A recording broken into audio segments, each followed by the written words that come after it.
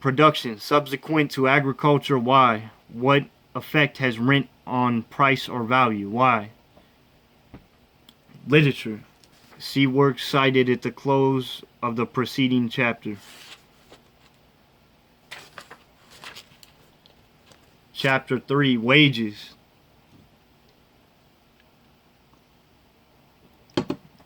Wages of war. We have seen that of the factors which contribute to production, land and labor are two primary ones.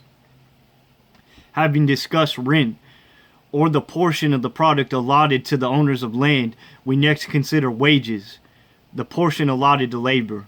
In the case of simple agriculture, where labor and land are only factors, capital playing often an insignificant role, we have seen that the wages are determined by the productivity of land.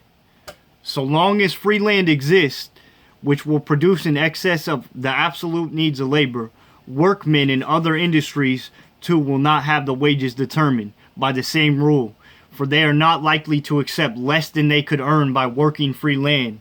But as we have seen, there comes a time when with the increase of population the margin of cultivation drops to a point where it encounters a definite resistance in the shape of law of wages, which will not be forced down beyond a certain point.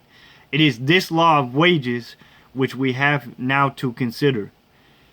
It follows from the law of value that if wage earners did and could exist in excess of all demand, their services, if fully offered, would have no value and wages would be nothing. On the other hand, if they were a few and much desired, only the intenser wants could be satisfied, and the value of labor would be very high. We see then that the value of labor depends upon two things. First, the number of wage earners. Second, the desire for labor. We must consider the forces which determine these two. The number of wage earners, we have already noticed the tendency of the human race to multiply. Beyond all doubt, the desire of marriage and family is one of the strongest and most universal of human desires. I'm going to pause for that and take a drink. But over against this desire are offset many others, such as the desire of food, clothing, and multitude of other things. Desires are every variety of importance, which of course are arranged and satisfied in the order of their importance. You know what I mean? No sane man satisfies weaker desires at the expense of stronger ones. Now in this list of desires, marriage must take its place according to its importance. This varies with individuals. Food, clothing, and shelter most necessarily take precedence of marriage, though will varying ideas varying ideas as to the necessary amount. Some will regard education, books, luxuries, and dress, and household furnishings, art, or even a simple bank account as more important than marriage, and will forego the latter for the sake of the former. Let's continue. The number and character of the wants which a man considers more important than marriage and family constitute his standard of life. Whenever on the downward scale wages fall below the point where the standard of life can be maintained for a family, the workman will do without the family and maintain the standard of life for himself alone. This fact of everyday experience is observed, especially among those whose standard of life is somewhat superior to that of the ordinary wage earner.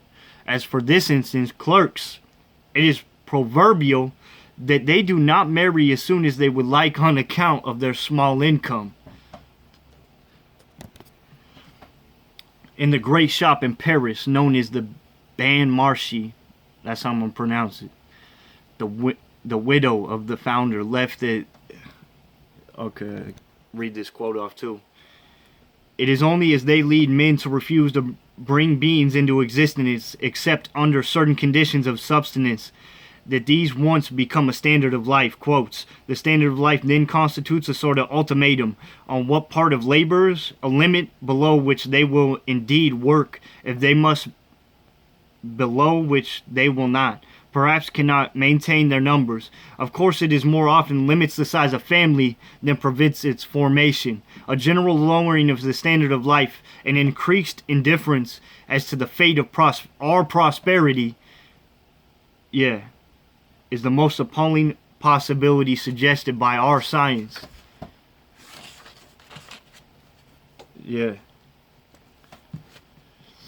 Back to that widow, captivating on that right quick. Her death to each of the 3,000 employees is some varying from $200 to $2,000.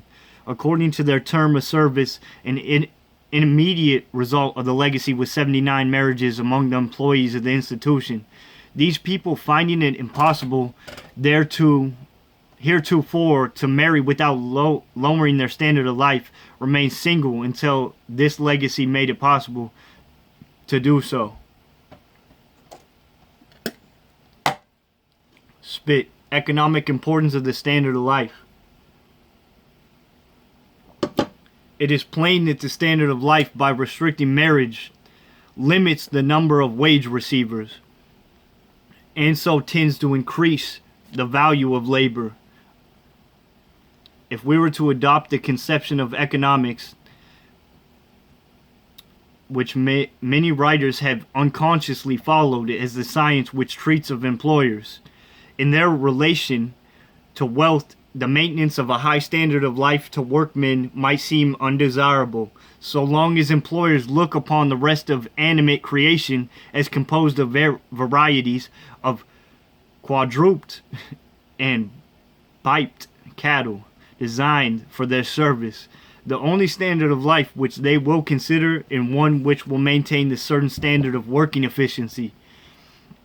The distinction between biped and quadruped, if I'm pronouncing those correctly, will hardly be considered. This is the natural standard under a system of slavery. It shocks us today to hear the allegation that slave owners once discussed in convention the expediency of using a slave up in the 6 years or 4 years in a certain occupation, and decided that paid to use him up in 4. But how much better is it that employers discuss the desirability and necessity of keeping an army of men unemployed in America to keep down the price of labor? Whether the reported discussions ever occurred or not, it is hard to determine, but there can be no doubt that they represent an attitude of mind which widely prevailed in human society. The brutality of such propositions comes from the false conception of laborers as a class of men who have no right to exist for their own sake. It is some. It must not be supposed that the correctly represented an ordinary slave owner in the United States, most slave owners in our South, and have welfare of their slaves at heart. Wages. Times objected that economics not consider such questions. Why not? It is the science of man in his relations to wealth, not of some of the men in some of their relations to wealth, but all of the men in all of their relations to wealth. It is fundamental to an understanding of economic life, not to mention the solution of economic problems in society, to know whether all men are men with wants entitled to final consideration and maximum satisfaction, or only some men are men and the rest of a variety of cattle, a productive machine. But even economic considerations from the employer's standpoint condemn the policy of depressing the standard of life. We now know that what is an advanced stage of industrial development, slavery, is unprofitable, even to slave owners. There is only a phase of a larger truth that labor to attain its highest efficiency depends upon the development of intelligence, bars, and character as well as upon brawn. Too much emphasis cannot be laid on the phrase recently become familiar that cheap labor is dear labor. To keep down wages mean to decrease the efficiency of labor in the long run, but even a greater amount. It's a trade-off. This brings us to a point suggested before. The value of labor is determined not only by its amount, but also by wants, which it is called upon to satisfy. Now, who calls for labor, that is, for the goods which labor produces? Evidently society and all the persons of all its members. The immense majority of these labors to keep down their standard of life means in so far to limit the amount of goods they could call for, and thus narrow the field of industrial action and possibility of employers' profits. It is true that by lowering the standard of life for more laborers are brought into existence, and labor partly makes up in quantity what it loses in quality, but it is doubtful if even the employers is benefited. The policy of keeping it down the standard of life is therefore economically false. It curtails that mean of life within development of life, and the results enforce idleness, inevitable inefficiency, and necessarily poverty. Its advantage is in that it is temporarily profits individual employers. Social importance of the standard of life. This will need but few words after that have been said. The proper goal of society in every line is to make the life increasingly worth living for all its members.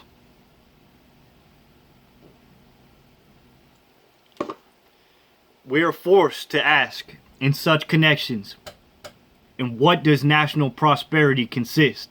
Certainly not in simple resources. $1 million is not necessarily affluence. It depends upon the number who share it. Still less does prosperity depend on simple numbers. There is no gain in exchanging happy fewness for multitudinous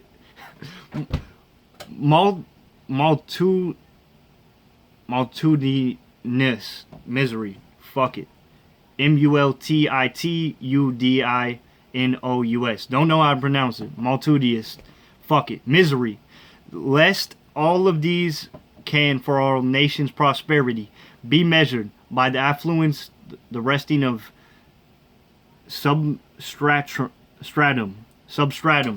of general poverty. The nation is the most prosperous, which shows the highest average in the ordering and furnishing of individual lives. To this end, it is indispensable that the general standard of life should be raised as high as possible. Man must have as many wholesome wants as is consistent with the existing possibilities of production, such as an increase means an increase of wages, an increase of consumption, an increase of production, an increase of individual and social well-being. This is very different from saying that men need simply an increase of wages. Only so far as there is a developed set of wants in a man, he can be spent wisely as regards himself or society. The result of a sudden increase means usually increased vice at first, and later simply a large number of beings living at the old scale of misery. Such a change in positive disaster, devoting the increased productivity of the country to extension of the misery rather than to the extension of well-being, and yet an increase of wages is an essential to any wholesome development of wants. The only essential is the education. And many lines should accompany increase of wages. Every new invention, every new discovery of resources, every possible addition to our productivity may be utilized for the improvement, and not simply for the multiplication of our own people, of our people. The course of action to be pursued admits of no doubt. If man hopes or cares improves the condition of men, all men must be encouraged to want and enabled to satisfy all wholesome wants and their women, like wives in the marriage they were talking about. So that's not in there, but I'm gonna add it as fully as the development of productivity will allow. We must raise the standard of life. It must be observed in conclusion that employers themselves are the victims of an attempt of the part of society to establish an unethical equilibrium of balanced self-interest, an effort which has given one man in 20, through the power of competition, the ability to dictate a code of an oppression to the 19 employers. Who are more human than he? That such a system should be disastrous in its working and require serious modification. If to lessen both of the reason of the modern experience, the problem of the 13th, 20th man, the mean man, who coerces 19 others against their will to follow his Meanness is one of the most serious problems in the field of applied economics. In the chapter, we shall consider some of the causes which have operated to raise the standard of life of the wage earning classes.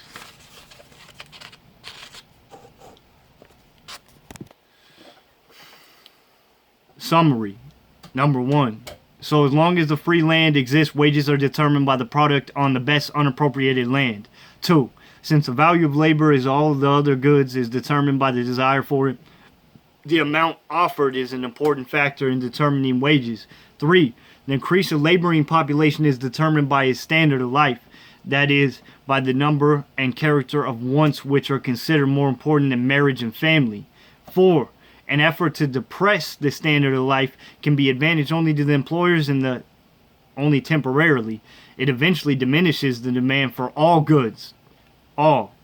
5. From the standpoint of society, it is the utmost important that wants of all should be increased as rapidly as social productivity will allow. Questions. 1. Mention the cause of high wages in America. 2. Why do wages tend to fall to the limit of subsistence? 3. What is meant by the standard of life? 4. Why is cheap labor dear labor? Like letter dear. 5. It is the interest of employers to lower the standard of life. Question. It interests? This last needs a very thoughtful answer. What is the interest of society in this matter? Why? 7. What is meant by the problem of the 20th man? Literature. The wages question, wealth and progress, industrial situation, and the question of wages. Chapter 5, the labor movement.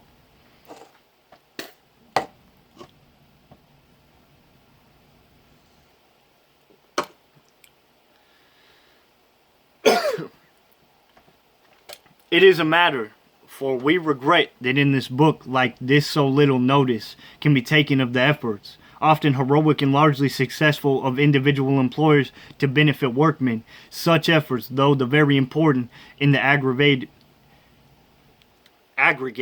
are hard to get at, and so various that the principles involved cannot be analyzed or even mentioned in an elementary work. A single important exception will be considered later. It is not surprising, however, that the most important movement to raise the standard of life of wage earners has originated with workmen themselves. Labor organizations, the old medieval guilds, were organizations of all the factors of production. Employers and employed united in one body regulated production, but the control rested chiefly with the masters. Modern labor organizations embrace, as a rule, only one of the factors, the employed, and their purpose is to promote the interest of the one factor, whenever those interests clash with those of the employers. Trades unions and knights of labor. Labor organizations may be divided into two classes. As a matter of fact, they are divided today in the United States. These classes are the trades unions and the knights of labor. The trades unions are primarily organizations of skilled artisans, according to the old trades unions idea. Each craft should be organized by itself. The Knights of Labor are, according to the original idea, organizations of the employees, both skilled and unskilled, regardless of trade. They aim to break down the barriers to common action found in differences of occupation. The Knights of Labor have also taken a broader outlook upon society and have sought to accomplish greater things than the trade unions. The trade unions propose a different interest between employers and employed. They are, as it were, a fighting body. This divergence of interests exists, and fighting bodies often preserve peace. If you would have peace, prepare for war. That's quotes in an old maxim, and struggles between labor and capital have been the most violent in Belgium, where no efficient organizations have existed. The Knights of Labor looked upon a period of conflict, a union of productive factors which should be peaceful. They hope in the way to see the labor capital united in the same hands. They will desire, make capitalists and wage earners to organize production of a cooperative basis. It is doubtless on account of this ultimate aim that they admit employers, of whom are members and also professional classes, a considerable number of teachers, journalists, and preachers, being also the members of the Knights of Labor, are insofar a return to the principle of the old guild association. Knights of Labor and trade unions have both modified their original programs. The trade unions have united in larger federal organizations, first in the central labor unions of our cities, and labor in the national body, the American Federation of Labor.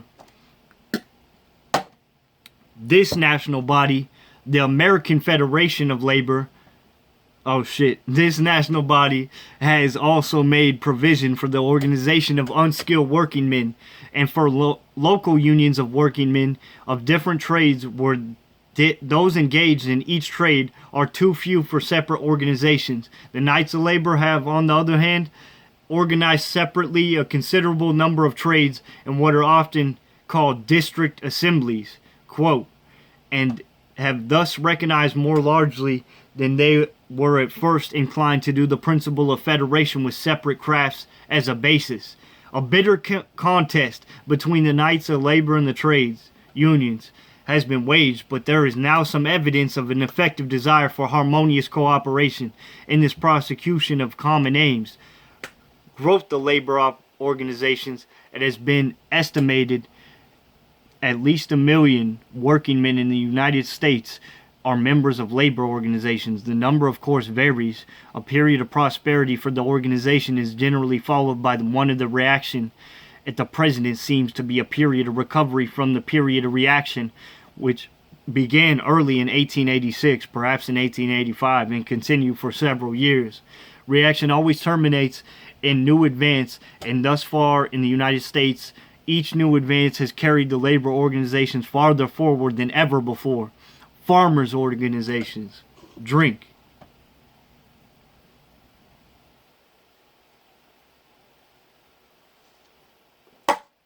There are two powerful organizations of farmers: the Patrons of Husbandry and the National Farmers Alliance and Industrial Union, the latter the more radical and the more inclined to political action outside of two old parties, especially to political action with the third party called the Populist. These farmers' organizations are more likely than the old guilds in this, that they are organizations of independent producers designed to protect their interests against attacks from other social classes. Recent years have, however, witnessed an approach of labor or attainment farmers organizations to each other for the attainment especially of common political aims. Labor organizations are natural growth. Labor organizations are not forced products. They have grown up almost spontaneously. They have arisen naturally out of the modern industrial conditions. However, capital is a separate factor in the production and is organized on a large scale. Labor inevitably organizes itself sooner or later in order that it may stand upon an equal footing or make labor contracts advantageously for itself. Let us suppose one capitalist employs 1,000 men. If these men are not organized, each man individually treats with all the capital in the establishment. All the capital is represented by one man, but the one workman represents but 1,000th part of the labor force. He is not in the position of equality. The workmen therefore unite their labor, and speaking through our one representative, place all the labor against all the capital. This is something which so naturally suggests itself that we find labor organizations in all modern lands. Alright. Opposition to labor organizations. Labor organizations met at first with violent opposition, and it cannot be said that in their earlier stages or even in their later growth this opposition is by any means groundless. However, whatever bad traits naturally characterize labor organizations are aggravated so as long as they are obliged to struggle for existence.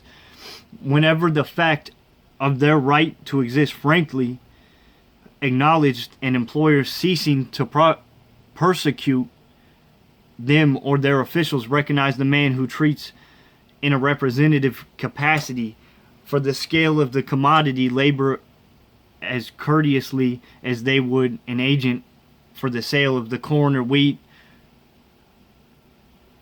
Chicanery.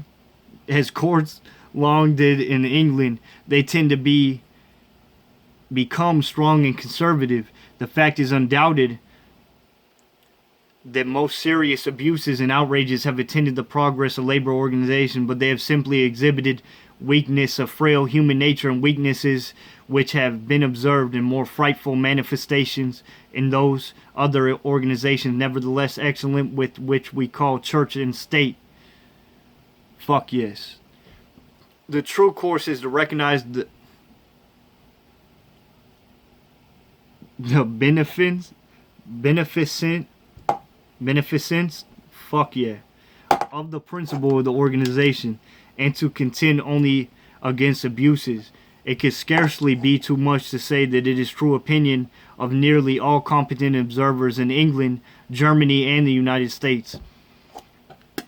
The following quotation about labor organizations from Work and Wages by the late Professor Darrell Rogers of Oxford not only expresses the view of many scholars and businessmen, but illustrates a common charge of attitude of the part of the many fair-minded persons who have seen previous prejudices against labor organizations displaced by a careful examination of their claims. These institutions are repressed with passionate violence and malignant watchfulness, so as long as it's possible to do so, when it necessarily to relax the severities of the older laws, they were still prosecuted by legal chicanery whenever oppression could any pretext be justified. Not literal. As they were slowly emancipated, they have constantly been the object of alarmist calumnies and sinister predictions. I do not speak in the language of newspapers and reviewers, which simply re-echoed the passions of the hour. Far graver were the allegations of Senior and Thornton. I confess to at one time having viewed them suspiciously, but in a long study of the history of labor has convinced me that they are not only the best friends of the workmen, but at best agency for the employer and the public. And to that extension of these associations, political economists and statesmen must look for the solution of among the most pressing and difficult problems of our times. It may be proper to state, while the author does not hope for much, as a Professor Rogers seems to from labor organizations alone, his experience has in the main been the same. Space is too limited to permit the explanation of the immeasurable misapprehensions of the general public in regard to labor organizations. One of them is that the innocent and peace-loving working men, perfectly contented, are misled by agitators who have been placed at the head of the labor organizations. Careful observation will show that the influence of labor leaders and conservative on the whole, and that strikes again originate among the masses and are generally resisted by the leaders so long as it is possible. It will also show that leaders are readier than a large portion of the rank and file, quote, in the organizations to terminate strikes. Success and failure of strikes. Strikes produce harm, and every effort should be made to avoid them. They are, however, successful in more cases than is ordinarily supposed, and when occasionally a decided victory is scored, the gain is immense. An agitation of a few weeks and a strike of a few days, together with an act the legislator established a reduction of the hours of labor from 17 to 12 for the hundreds of the streetcar employees in Baltimore. This is probably an advantage permanently secured. Other illustrations might be given, and nothing is gained for shutting our eyes to such facts.